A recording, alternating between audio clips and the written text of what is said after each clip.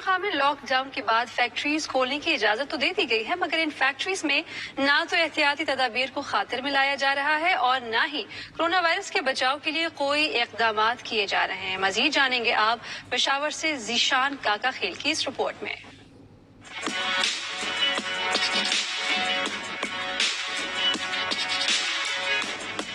Corona virus خطرے کے پیش نظر صوبہ بھر میں بند کی گئی صنعتیں دوبارہ کھول دی گئی تو SOPs پر عمل کرنے کی زحمت گوارا کی گئی اور نہ ہی کورونا کے حفاظتی اقدامات اور مزدوروں کو ماسک استعمال کرنے سے متعلق آگاہی تک نہیں دی گئی۔ سینیٹائزر سے وہ واقف ہی نہیں۔ ہمارے پاس نہ ماسک ہے نہ وہ دوسرا دستانے نہیں ہے اور گھر پر بھی نہیں بیٹھ سکتے۔ مزدوروں کے مطابق گھر کا چولہا جلانے کے لیے انہیں گھر سے نکلنا پڑتا ہے، لیکن فیکٹریوں میں کورونا وائرس سے بچاؤ کے لیے کوئی انتظامات نہیں۔ حکومت کی طرف سے بھی ہمارا کوئی سپورٹ نہیں ہے، کارخانوں دار مالکوں کی طرف سے بھی ہمارا کوئی سپورٹ نہیں ہے۔